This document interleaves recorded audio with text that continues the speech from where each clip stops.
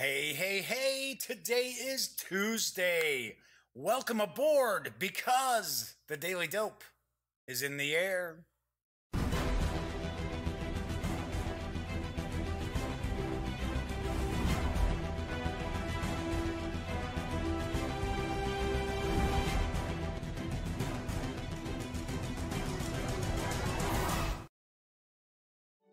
Howdy, howdy, howdy, gang. Yes, I'm Jeff McAleer. I am back once again as your host here at the Daily Dope.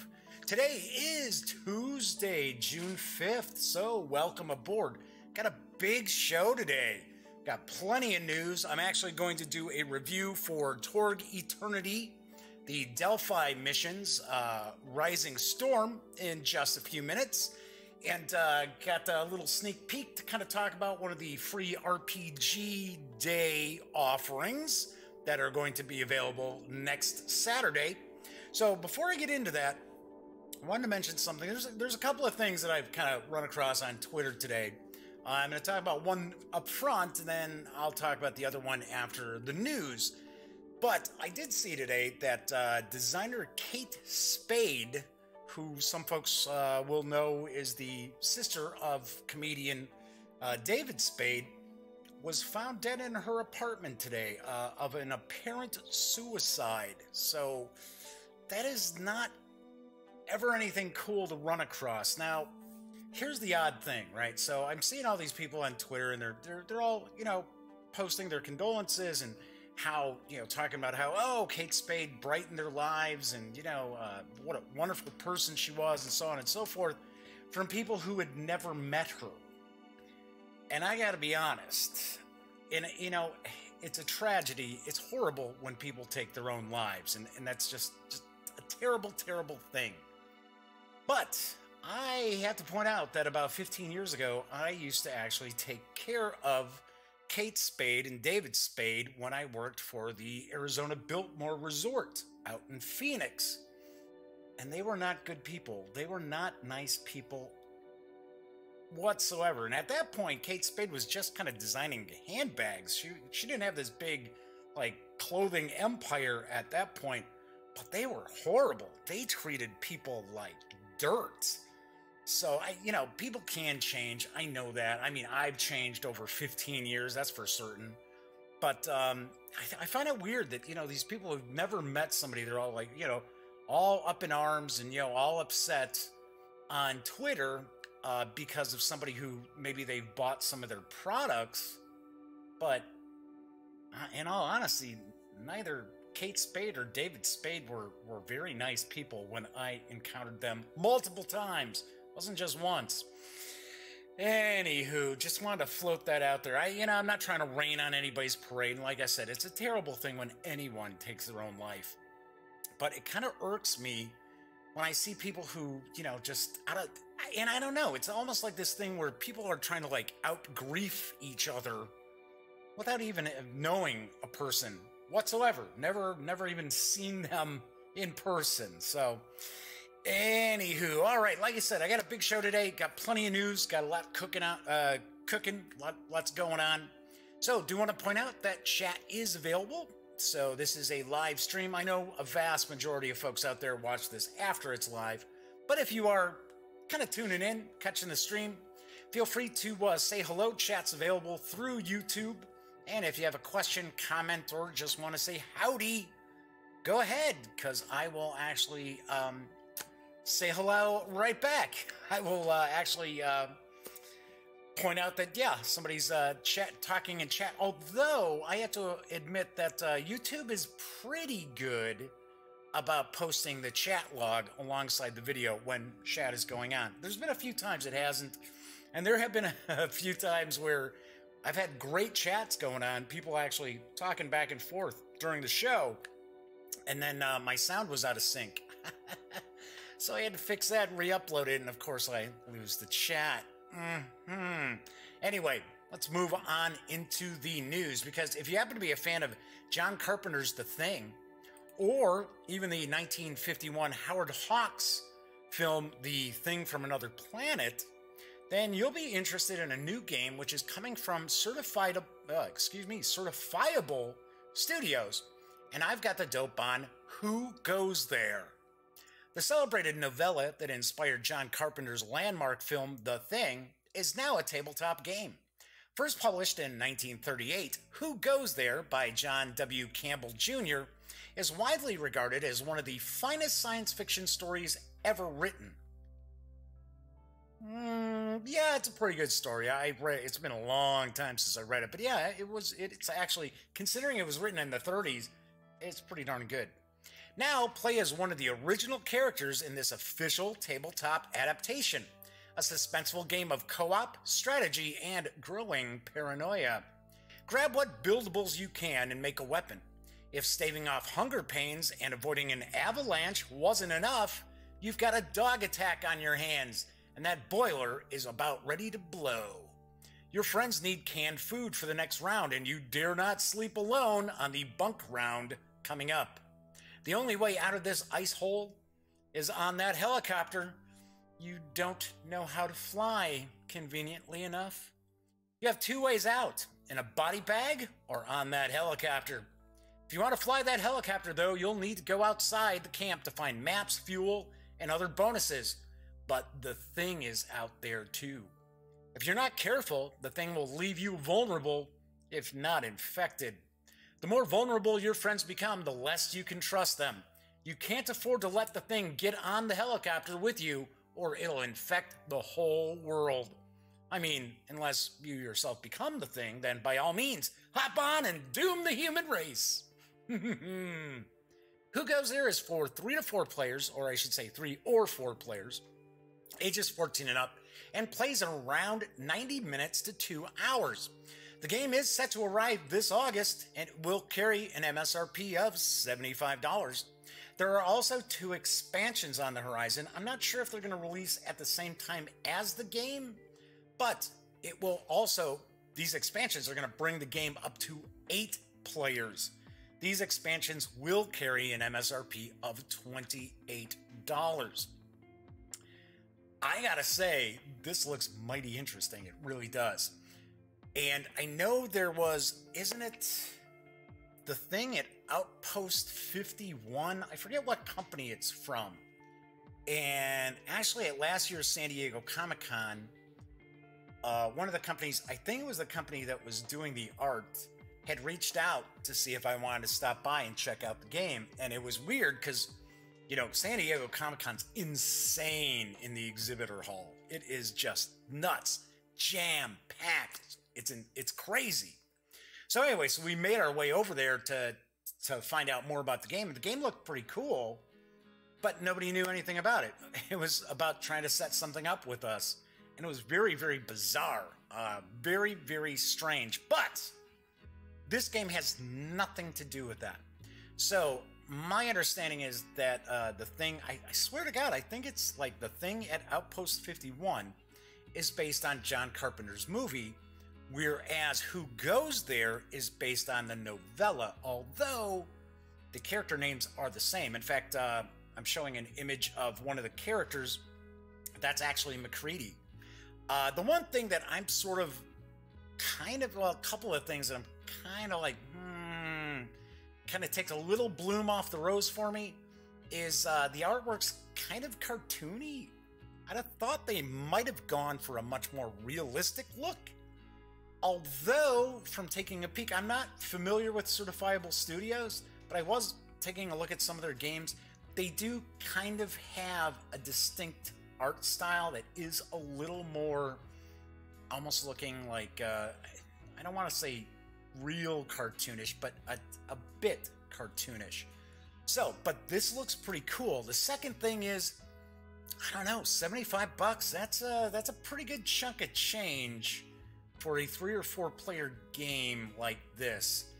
And to increase the player count, you're looking at, say you wanted it for 8 players, you're looking at another 50. No, actually, you'd be looking at another $56 to tack on. That's awfully pricey. So I see Drew Barbier's catching the show again. Hey, Drew, good to have you popping in and joining me in chat. Anyway, all right. So I got kind of an August theme going on today because another August release that many players are going to want to keep their eye out for is Doomseeker from Games Workshop and Ninja Division. And here's the dope. In the card game Doomseeker, players take on the role of a mighty dwarf slayer. So you are not slaying dwarfs, you are a dwarf who is a slayer. Just to make sure I get that right. Each player... Wait a second, let me grab a sip here.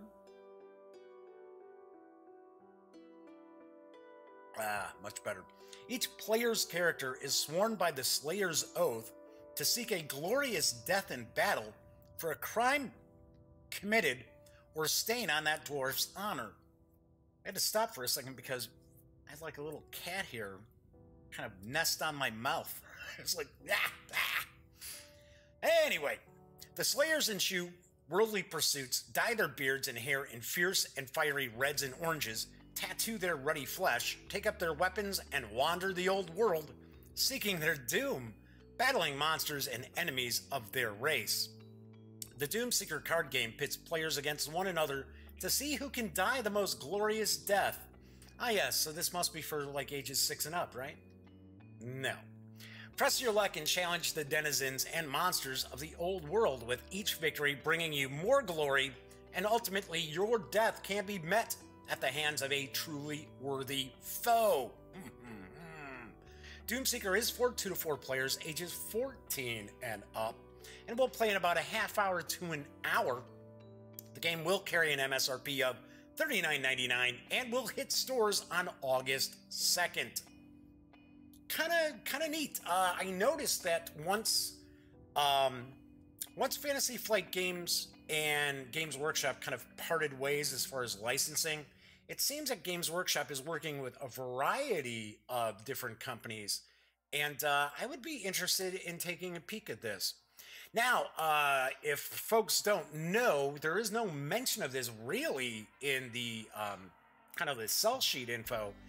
It is actually an Age of Sigmar game, as far as I understand, because that's what Warhammer Fantasy is called now, is Age of Sigmar, which there's actually a new edition of that coming out in about a month. All right, anyway, so there's a game that kind of caught my eye, and it's from Cryptozoic Entertainment, and it is for a mature audience, and it is another one of the epic spell games, and it is arriving in August. You checked your morals at the door and settled in for a night of debauchery, but your fellow wizard's lust has turned to bloodlust. What wizard doesn't enjoy an orgy of sex and violence? I don't know. I wouldn't think too many of them would be into that, but maybe I'm wrong. Just be careful with all the magically transmitted diseases, MTDs, going around. Crotch krakens, genital harpies, and our longtime friend, gorgonorrhea. Fireballs aren't the only thing that will cause a burning sensation. MTDs also give you glyphs, so your spells are going to be as juiced up as your nether regions. The more discerning customers might want to gain control of the standee. When you have it, it protects you from all MTDs that might come slinging your way. That's right. The standee once again does something instead of doing nothing. Epic spell wars of the battle wizards panic at the Pleasure Palace. Say that 5 times fast. The 4th game in the Epic Spell Wars series takes the trademark humor-filled mature gameplay and artwork to a new level for 2 to 6 players. Magically transmitted diseases are a powerful addition to the proceedings, leading wizards to suffer, as I mentioned before, the crotch krakens, genital harpies, and gorgonorrhea. That's my favorite, the gorgonorrhea. Among other enchanted afflictions. MTDs also give players glyphs that lead to spells that are more epic than ever. In addition, players vie for control of that standee, which will protect them from those MTDs. So, the game is for 2 to 6 players, ages 17 and up. It is for a mature crowd. Playtime is about 30 to 45 minutes and will carry an MSRP of $30. when it arrives, you guessed it, because that's our theme so far today, in August. I have never played a Cryptozoic game.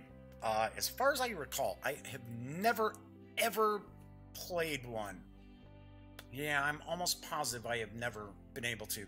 And Cryptozoic's a weird company to try to get review copies from. Now, when Elliot Miller, my best friend, voiceof.com, was part of the gaming gang, Cryptozoic was a company he worked with. And of course, a lot of folks probably don't realize this, and a lot of folks who listen to the podcast didn't really catch on to this, is I lived in Mesa, Arizona, and Elliot was back in the Chicago suburbs.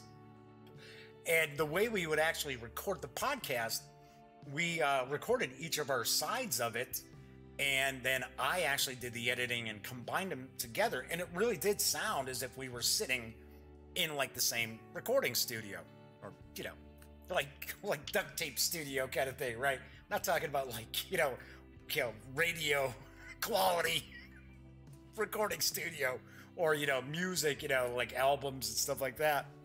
But so he used to handle all of the Cryptozoic stuff, and he played the original Epic Spell Wars. I forget what the add-on title to it, like the subtitle to it is, but he liked it. He thought it was pretty fun.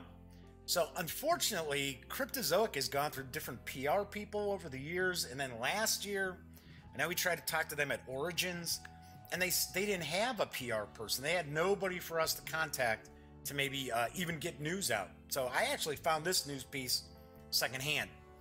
Okay, so let's break away from stuff coming out in August. Let's talk about September, because those out there who are big fans of Paizo will be excited to know what's coming out in September as far as Starfinder and Pathfinder. And first off is the Starfinder Adventure Path, Escape from the Prison Moon. I will point out, gosh, once again, that little cat here is blowing around. It's like almost having like an itch that you don't want to scratch like right on camera. So did want to point out that in August, both Pathfinder and Starfinder are going to start new adventure paths. So each of these adventure supplements are going to be the second parts of the new adventure paths. Anyway, so we've got the Starfinder adventure path, Escape from the Prison Moon. Deputized by the interstellar police force called the Stewards, as in Patrick Stewart? Oh no, sorry, that's wrong. To free a colony from Aslanti occupation, the heroes journey to the Aslanti Star Empire to rescue their captive friend from a well-guarded prison moon. That's no moon. Yeah, it's a moon. After visiting an outlaw space station nearby, the heroes stage a daring breakout and clash against the penal colony's commandant. But the experimental starship drive is still at large, and the heroes must track it down to prevent the Aslanti from making it operational. Escape from the Prison Moon is a Starfinder role-playing game adventure for 4 third-level characters. The adventure continues the Against the Aeon Throne adventure path, a 3-part monthly campaign in which players visit and explore some of the worlds of the sinister Aslanti Star Empire. It also includes an overview of the expansionist Aslanti Star Empire. How many times are you guys going to talk about that? An article exploring various alien races under the Aslanti Star Empire's jurisdiction, and a selection of new monsters from alien worlds. Starfinder Adventure Escape from the Prison Moon arrives on September 19th. Will carry an MSRP of $22.99. Then we've got the Pathfinder Adventure. It came from Hollow Mountain. The Return of the Rune Lords adventure path continues as the heroes travel south to the city of Magnamar with disturbing news.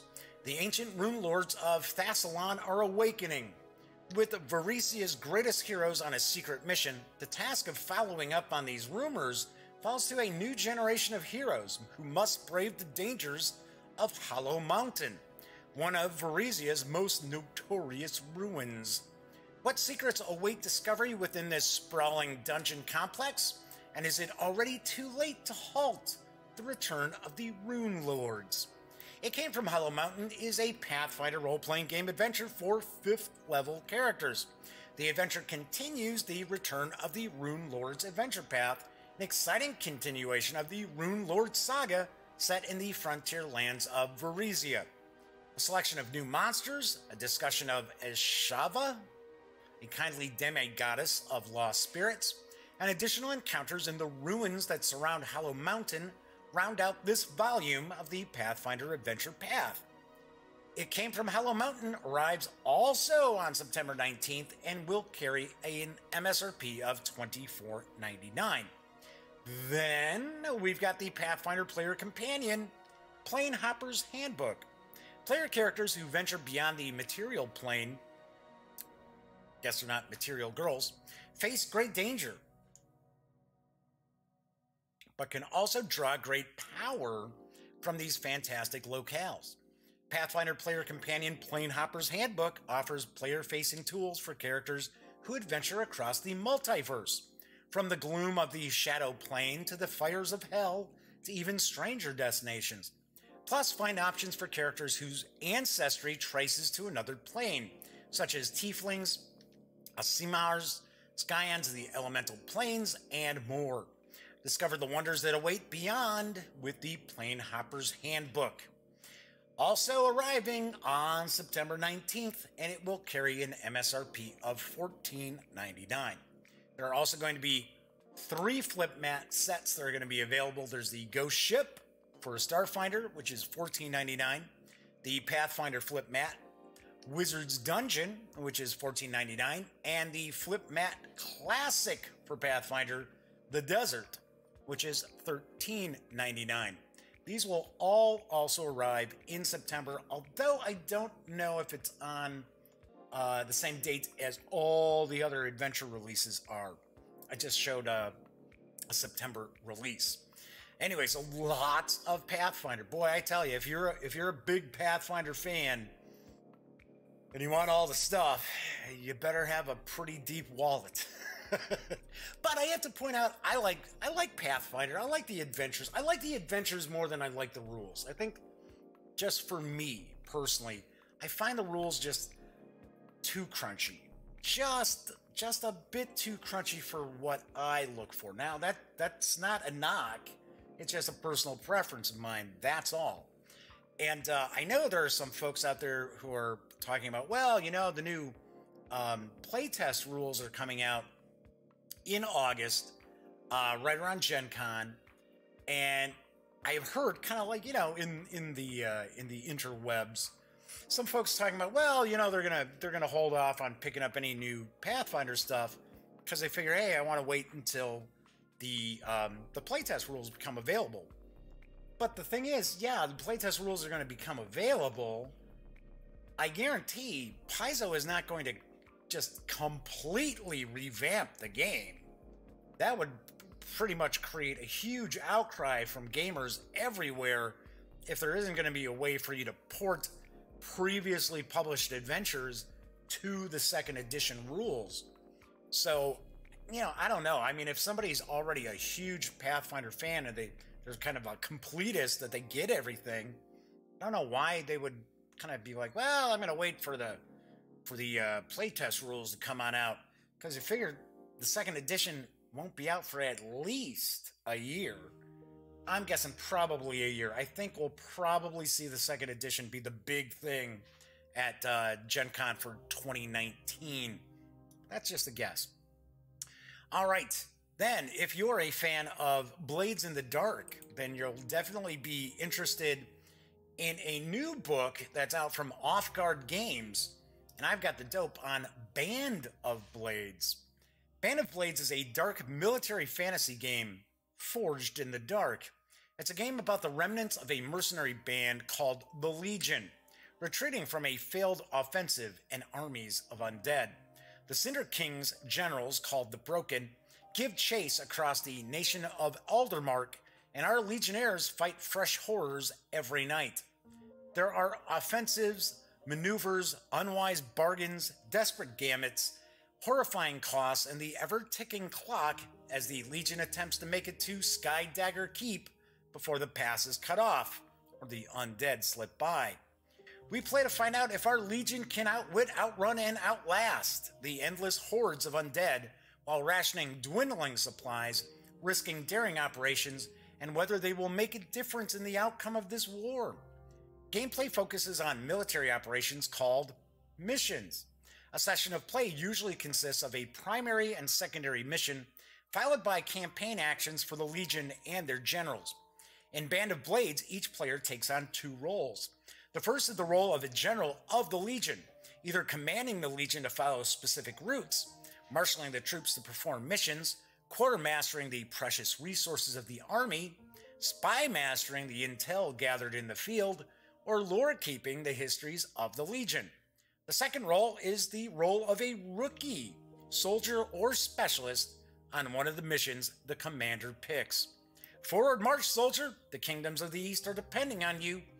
You can download this 141-page early access and receive all future updates in PDF from DriveThruRPG for $17.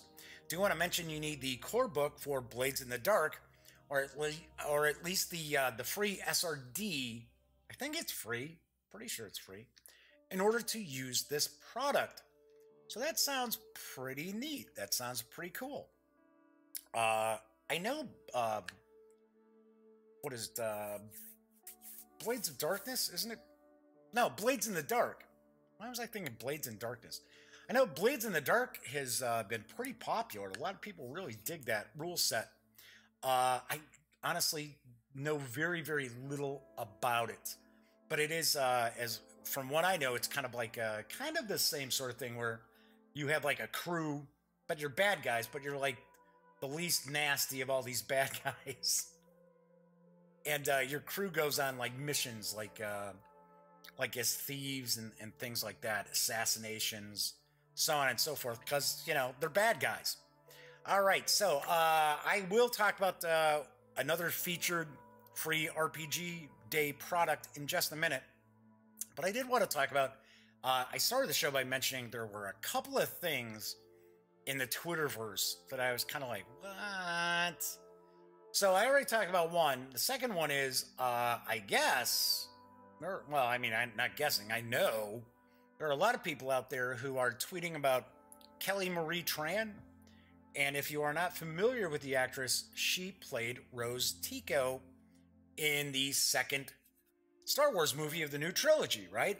And I guess she's been getting harassed for months, and finally decided that she was deleting her social media accounts.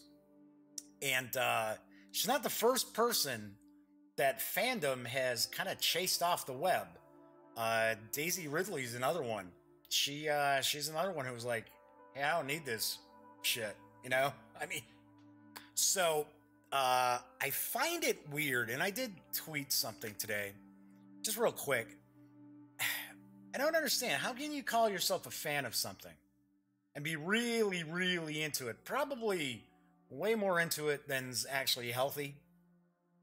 But how can you be such a super fan and then just spend all your time whining and complaining about that thing and harassing and shit-talking everybody associated with that thing? How does that make you a fan? It doesn't make you a fan. It makes you an asshole. That's what it makes you. I don't get it. I don't understand it. This is something I've talked about before. I'm not going to harp on it. I'm not going to carry on about it today. But it doesn't compute in my head. You know, you don't like something, you don't like something, that's fine. You know, you don't like the direction of the last Star Wars movie, that's fine. It's no big deal. You don't like Solo? Okay, cool, whatever. Nobody's twisting your arm making you go see these movies. The thing that drives me nuts is these fans, and they're not the majority. That's the problem. The majority of the fans out there don't say boo. It's the small portion. It's the same jerk-offs who are always trying to ruin stuff for everybody else. But it's this same small percentage of people who somehow think that they own these properties, that these properties belong to them. And that when a movie or TV show or comic arc, whatever, goes in a different direction than what they want to see or what they feel needs to be done, they just go apeshit. And it is just, it's ridiculous. It really is ridiculous. So the folks out there who have just, harassed actors and actresses from whatever movie, series, or TV show or whatever to no end and consider themselves, well, I'm a fan of this IP. You're not. You're not a fan. You're just an asshole. All right, anyway, as I mentioned, I wanted to take a little bit of time to talk about another free RPG product that is going to be available. And since we were talking a lot Paizo already, why not tackle their free RPG Starfinder adventure, which is called Skitter Shot. Ooh. All hands on deck. Don't worry, the Skittermanders are here to help. When a routine salvage operation deep in the vast goes awry, the Skittermanders, Dekoyo, Gazagaz, Nico, and Quonks must board a luxurious cruise liner controlled by a rogue artificial intelligence to save their Vesk boss and a group of hapless passengers. All manner of obstacles block their path to success, from malfunctioning massage tables to cybernetic undead to vermin from another plane. But if the Skittermanders can work together, something Skittermanders do best, they are sure to be hailed as tiny, furry heroes. That is, of course, if the passing pirate starship doesn't blast them all out of space first. In addition to this exciting adventure, this book includes 4 pre-generated characters that are ready to play, with full stat blocks and backstories. The inside back cover also holds a wealth of information that will help you roleplay these 6-armed creatures, such as their species' thoughts on food, religion, and how to relate to other cultures, as well as examples of Skittermander slang. Skittershot is an adventure for 4 Skittermander characters, boy, I'm saying Skittermander a lot, who are eager to help those in need and explore a seemingly abandoned starship, written for the wildly popular Starfinder role-playing game. Do want to point out this special 16-page Starfinder adventure is created especially for Free RPG Day on June 16th, 2018. The print edition will be available for sale, and a free download will be available on Paizo.com beginning on July 1st. Do also want to take note that because of the special nature of this product, it is not part of any subscription package from Paizo. Cool, that looks pretty neat. Now, I do want to point out, Paizo is a platinum sponsor for Free RPG Day. So what that means is there will be 15 copies of this adventure in the promotional box your friendly local gaming store will receive. Of course, it's completely up to your gaming store how many boxes they get. A lot of times, they only get 1. So, you'll have a better chance of scoring this if you're going to your friendly local gaming store for Free RPG Day, because there are 15. But keep in mind, if you are going for Free RPG Day, this is going to be available as a PDF too, absolutely free. So, wanted to point that out. Pretty cool. I am not going to get to check out Free RPG Day because it falls right during Origins Game Fair on Columbus. So, I'm hoping, I seem to recall, maybe I'm thinking of Gen Con, but I could have swore in the past that Origins did have, Free RPG Day did have a booth at Origins. I may be incorrect. It might be Gen Con. So I do not know. Don't know for sure. But there are some pretty cool looking adventures and quick starts that are going to be available for Free RPG Day. Thus, I'm sharing a preview of one each show leading up to it, or at least leading up to me leaving for Origins next week. So, all right, as I had mentioned, I am going to review Torg Eternity, Delphi Missions, Rising Storm from Ulisses North America. It is written by Greg Gordon, Daryl Hayhurst, Miranda Horner, Steve Kenson, Robert Schwalb, Bill Slavsik, Ed Stark, John Terra, Monica Valentinelli, Ross Watson, and John Wick. Art is provided by Chris Bivens, Dennis Darmody, Talon Dunning, Bien Flores, Ross Grams, Gunship Revolution, Alita Saxon, Scott Schomburg, I believe that might be correct, and Steve Wood. Hey, for a change, a lot of names that seemed fairly easy to pronounce. The 82-page book is available in hardcover for $24.99 or in PDF from DriveThruRPG for $9.99. All right, let's switch on over to the other camera. Lay this on out. So there are 11 adventures in Delphi Missions Rising Storm. And keeping in mind, you figure it's 82 pages long, that you're not seeing like really big, long missions here. So I wanted to show off the book because we have not looked at this before, as well as provide my review. So I do want to point out, because this is an RPG adventure book, if you are a player, if your game master is probably planning on running Delphi Missions Rising Storm, you might want to tune out. I'm not going to do a lot of spoilers. I'm going to kind of talk real quickly about what the mission kind of is about and what I thought of the mission. Or at least, my impressions of the little adventures inside. So anyway, pop to the back here. Let's take a look at some of the text. The Delphi Council needs you. Rising Storm is the first of a series of adventures designed to enhance any Torg Eternity campaign. Each of the 11 adventures inside is suitable for an evening of play and made... Oops. Little graphic error here. And may dropped into an existing story or played on its own. Should be maybe dropped. These dangerous missions add opportunities, complications. Once again, there should be opportunities and complications for the Storm Knights' lives. These adventures are for Alpha Clearance Storm Knights, which is pretty much the lowest of the low, the kind of new Storm Knights, and take place within the first year of the Possibility Wars. They were written by a host of top talent. Already talked about that.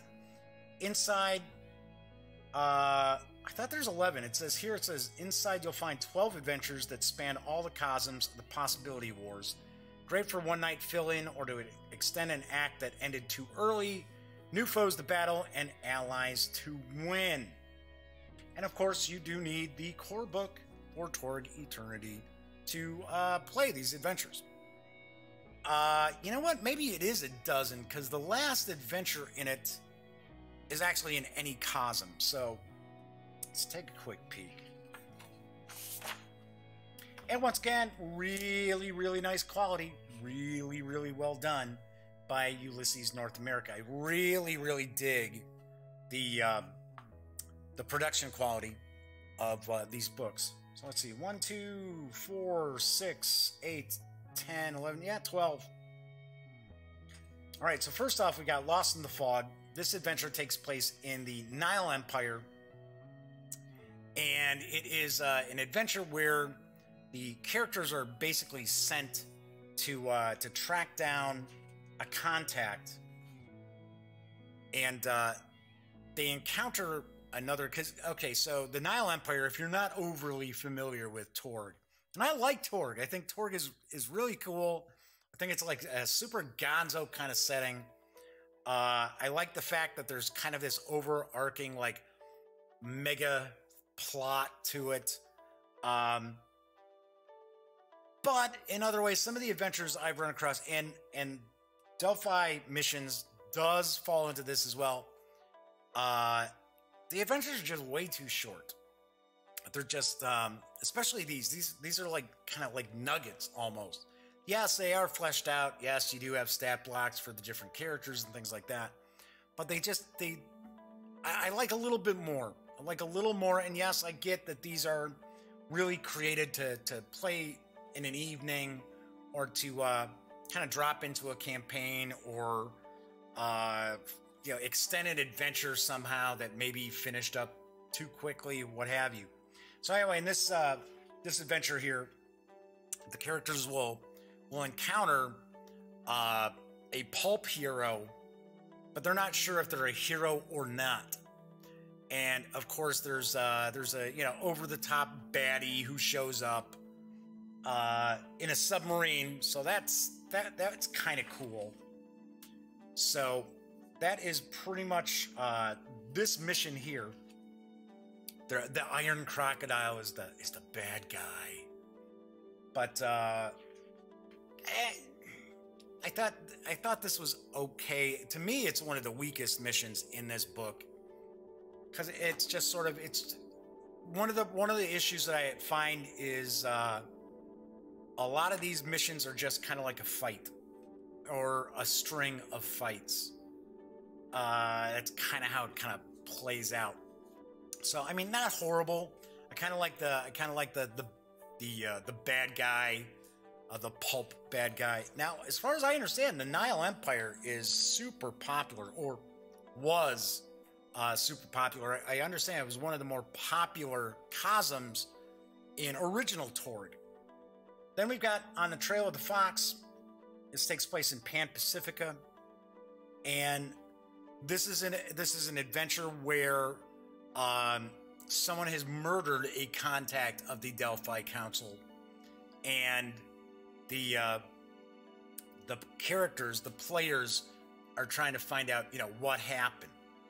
So, and then once again, it's another one where it introduces a character where, at least in the first adventure, the character is a hero. It's just the players don't they don't know it going in when they encounter the hero who has this special power. It's like mist power. Kind of, well, I don't want to say they lifted that from the shadow, because the shadow clouds men's minds.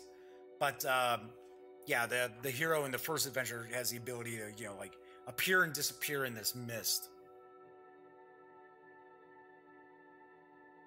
Whereas here, the NPC who's murdered the contact can be played as a villain, can be played as a hero, kind of maybe more like anti-hero.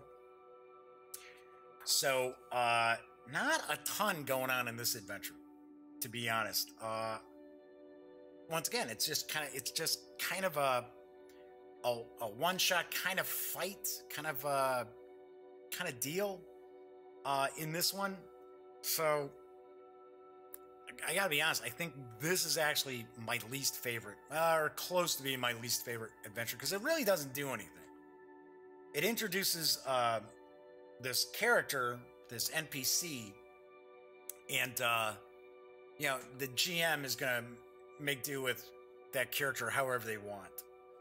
But yeah, outside of that, that's kind of it. It's kind of all that's going on. Then the next adventure we've got, Cali Station Gone Dark. This one I liked. This is what I actually kind of like. And this is Aurorsh, I think is how do you pronounce the cosm? It's the horror cosm. I like this one. This has a little more meat on its bones. So the characters are going to this like outpost that no one's heard any reports from for a while. So they go, and of course, the Aurorsh cosm kind of has a kind of Victorian technology and stuff like that. So anyway, so they go to find out what's going on at this this outpost, this station, and some pretty cool stuff going on. Some horror, well, right here, the lurking horror. So yeah, I kind of like that. And then the thing I kind of like the best of it is, although it's a silly name, so there's actually a dreadnought, which, if you're not familiar with history, dreadnoughts were pre-World War I battleships. So that's what they were, the first kind of modern battleships. And there's one in this game. There's there's the a dreadnought, but it's called the Thunder Lad. Kind of like, really? Seriously? Because in the horror cosm, you've got these the Victorians, who are like taken right out of the Victorian era of British history. So they're supposed to be like the British during the Victorian era. So, but I do like the fact that they include this dreadnought, and then there's like kind of a side adventure. Well, maybe not adventure in itself, but kind of like a side act, I guess we'll say, that can come into play, that a clever game master can really get a lot of mileage out of, involving the Thunder Lad. All right, then we've got Hostile Takeover, and this takes place in the Cyber Papacy, which, in my opinion, I think one of the most interesting cosms is the Cyber Papacy, because it's really kind of out there. With the Isle Cosm, yeah, that's kind of like fantasy.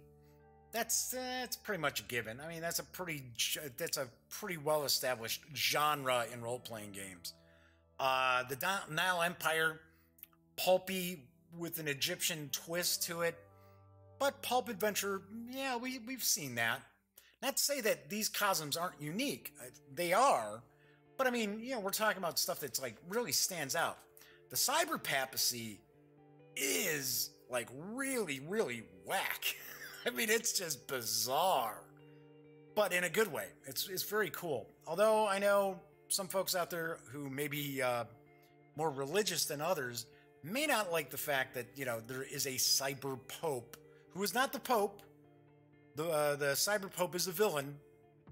But anyway, so problem here is this is I mean, the background to this adventure I found more kind of entertaining than the adventure itself. I'm not saying it's bad. I think it's kind of average as far as the book goes. And it's just kind of, you know, fighting a demon is really what it boils down to. What I liked about this was the discussion about kind of what it's like to be someone living in this cosm. I thought that was kind of cool. I kind of like that. There's a few things tossed in, a few pieces of technology and things like that. Because one thing, as far as with Torg Eternity, is with what's been released so far, there isn't a ton for game masters to utilize. But we get little tastes of different things, and it's like, wow, that's pretty cool. Oh, that's pretty cool.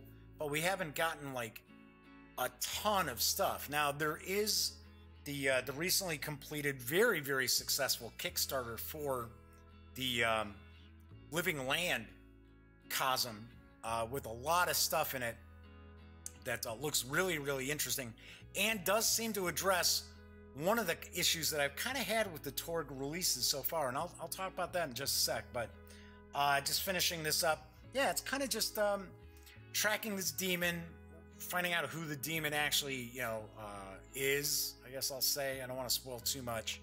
And then fighting the demon. That's kind of what this adventure is. Anyway, I was going to say, as I was talking about, hey, look, and what's next? Living Land adventure. One of the things that I've encountered with the Torg releases to this point are the adventures are just pretty short.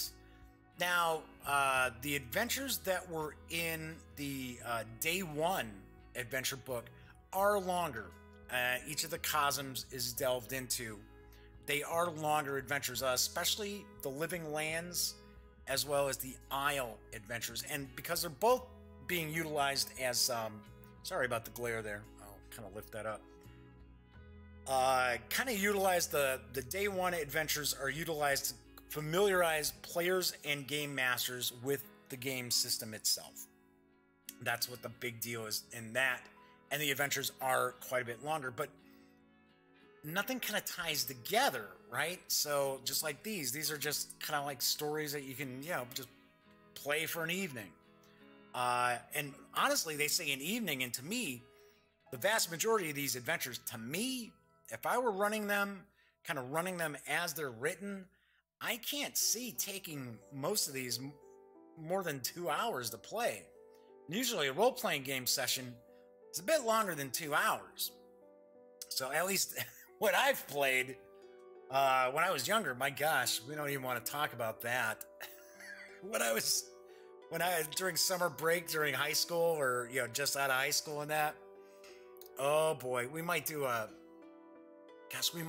8 hours playing Call of Cthulhu, and then we go run out. We used to call it a toots run. We would go to this 24-hour kind of like hot dog place and grab food, bring it back, eat, and then we might play for another 5 hours. So, yeah. Ran a lot of Call of Cthulhu, folks.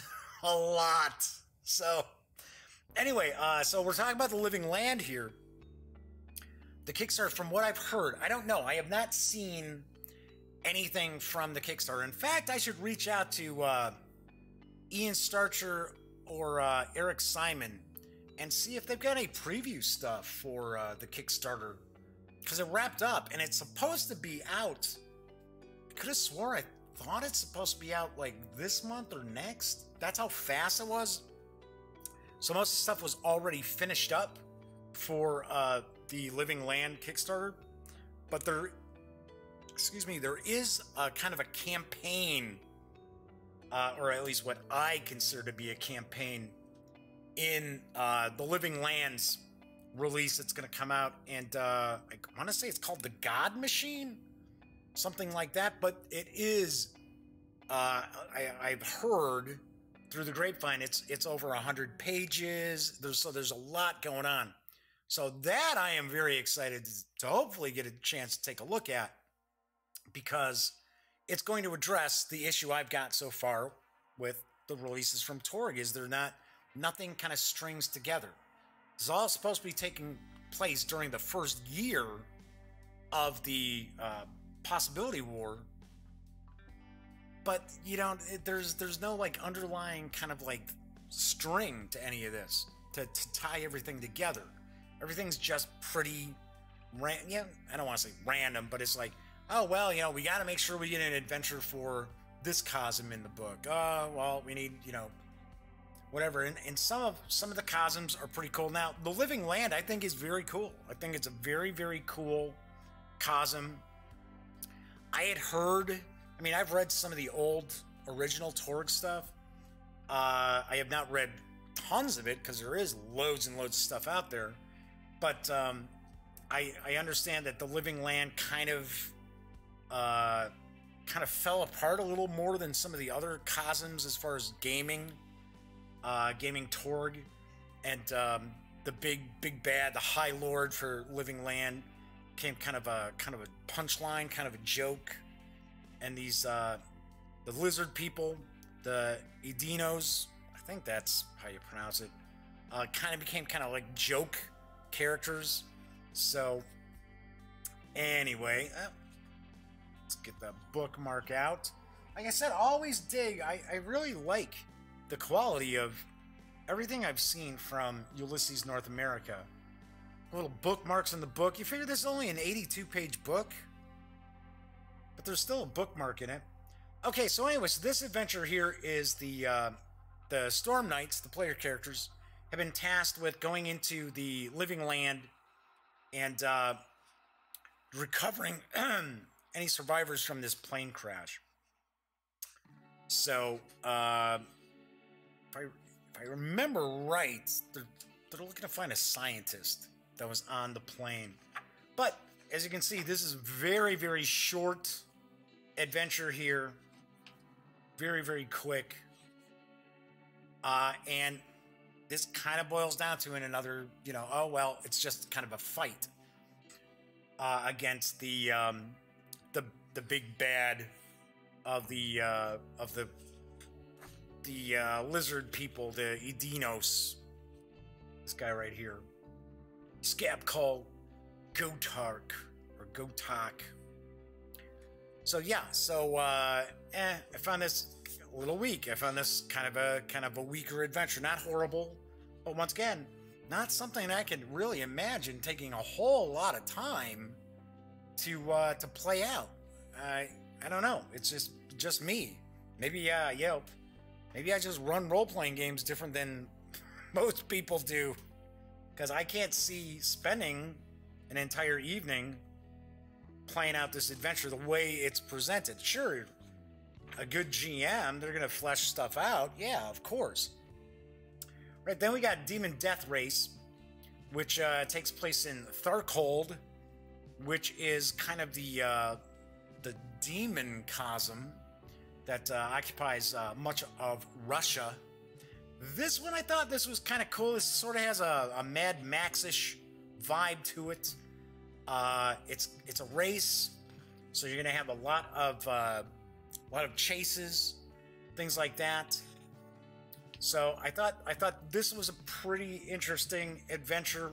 Once again, not super long, but did kind of dig this. Did like this one. I thought this was one of the better adventures, at least as far as how interesting I thought it was. All right, then we got The Blaze in the Northern Sky. This takes place in Isle. This is kind of a straight up, and this is another one of these kind of straight up, here's the situation. There's this cauldron that if you put somebody in there who's alive, after a certain amount of time, they're going to come out and they're like a zombie that can be controlled. And the characters are trying to,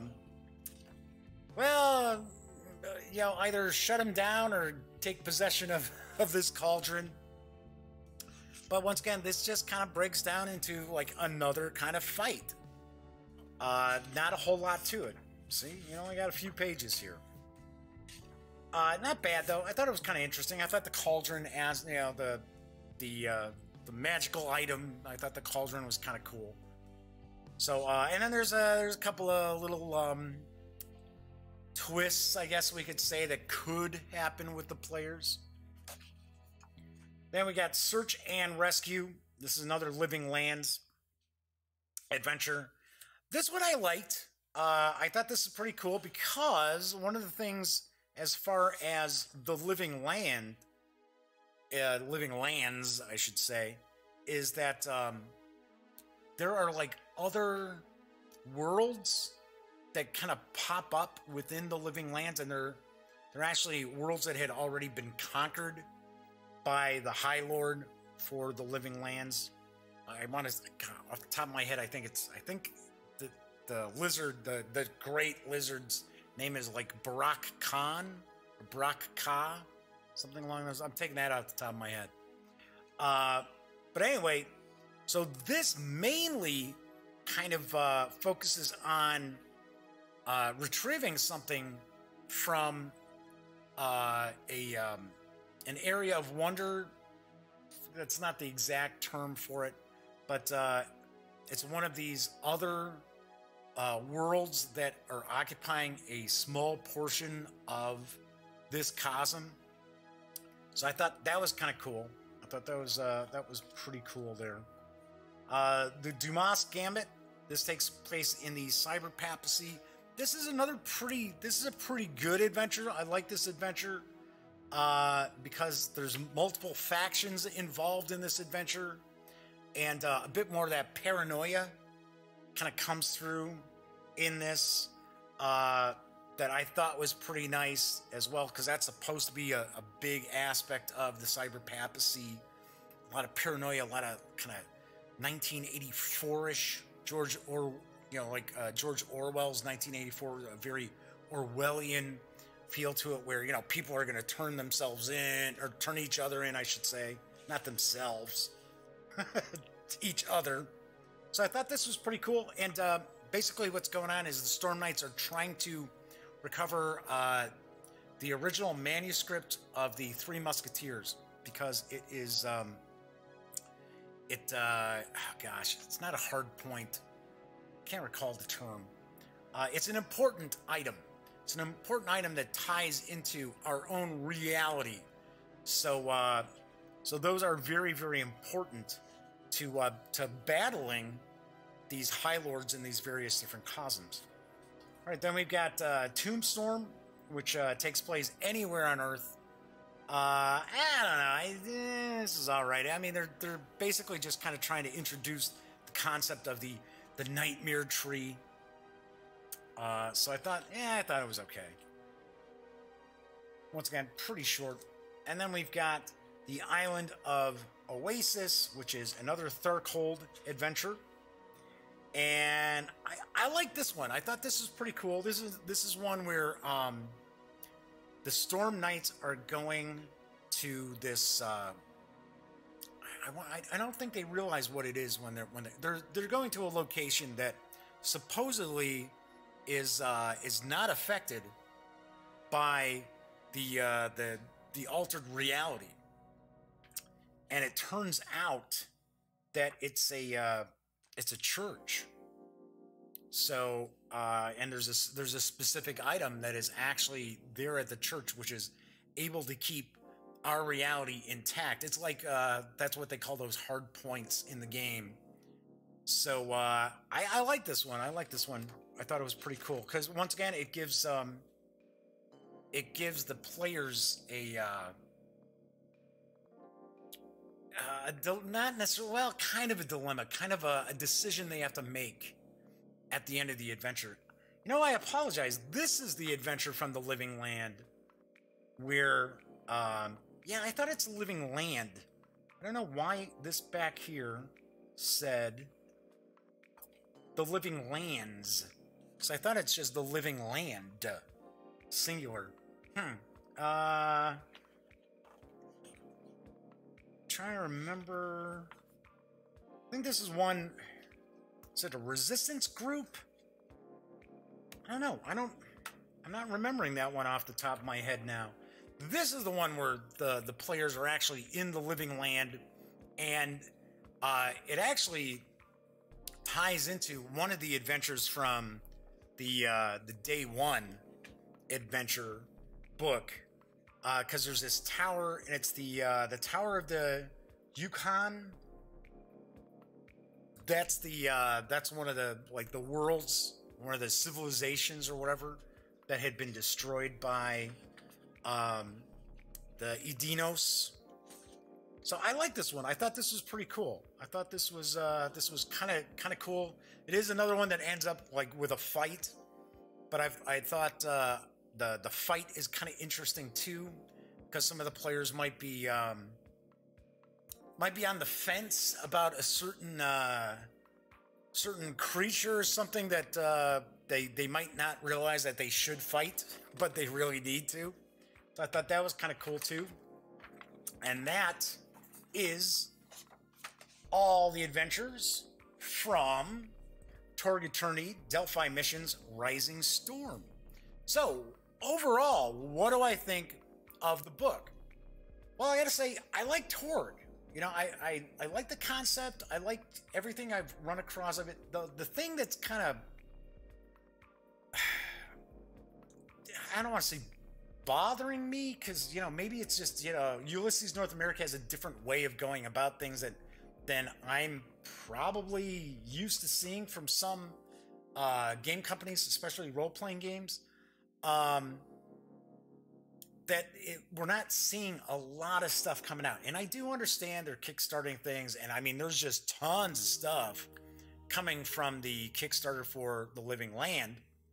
I mean, just loaded with a bunch of different stuff that was part of it and unlocked during the successful Kickstarter as stretch goals. But like, for an example, the Delphi Missions, Rising Storm, there are some good adventures in here. There are some, I mean, none of them are like really like horrible. The ones that I'm kind of like, well, this is sort of my least favorite, that's more along the lines of there's really no meat to it. It's just kind of, it's almost like a fleshed out kind of adventure nugget, as I like to say. Well, others have a bit more meat on their bones. So if you're a player who wants to kind of introduce your Storm Knights to all the various different cosms, yeah, it's a pretty good book. I like the book. I can't say, wow, it's fantastic, it's awesome. none of the adventures are like revolutionary in any stretch of the imagination. Some of them are more kind of cookie cutter than others, and there are some aspects of some of the adventures I'm like, oh, hey, that's pretty unique. Oh, that's pretty cool. But none of them actually make me sit there and go, wow, whoa, blowing my mind. Yeah, it's kind of weird. I know, some people out there are probably like, yeah, really? Like, have you ever read a role-playing adventure that you were like, whoa, I have got to run this? Hell yeah, I have. So there's been lots over the years, not millions. I mean, not like hundreds and hundreds, but there have been campaigns and adventures where I read them. I was like, whoa, I can't wait to run this. I cannot wait to run my friends and their characters through this adventure. None of that pops from this Torg Eternity Delphi Missions Rising Storm, but it doesn't make it bad. There are, like I said, some of the missions, some of the adventures I like more than the others. The quality of the book is excellent. The artwork, I didn't run across much that seemed recycled like I did in the Day One book. There was a little bit, but it did seem to me that there was a little bit more new artwork in this book. Now, I might be wrong, because it had been a while since I've looked through the other Torg books. But, all in all, on a scale of 1 to 10, I gave Torg Eternity Delphi Missions Rising Storm a 7.5 out of 10.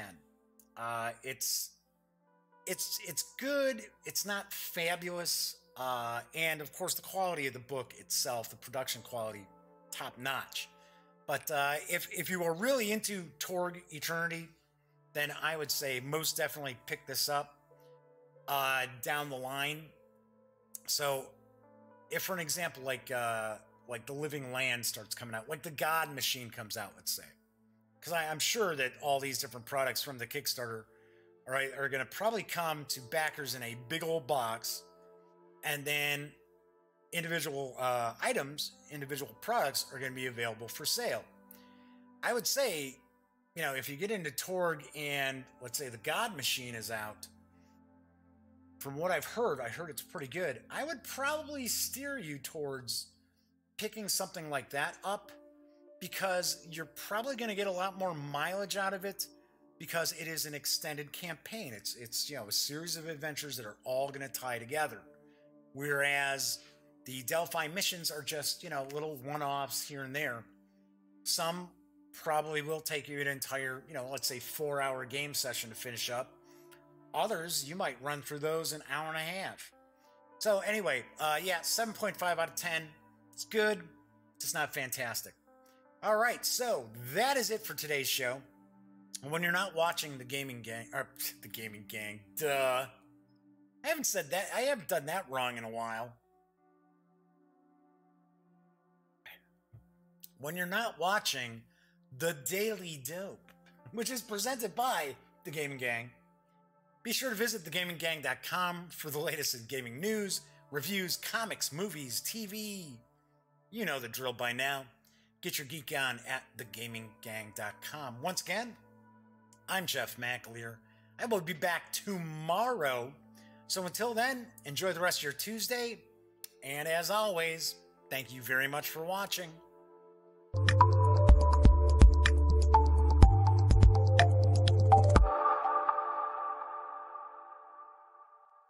Thanks again for watching The Daily Dope, presented by The Gaming Gang.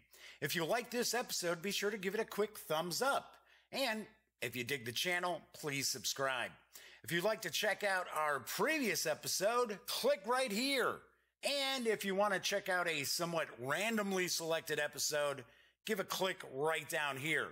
It'll be like opening a box of Cracker Jacks. You just don't know what you'll get. Once again, thanks for watching, and I'm Jeff McAleer.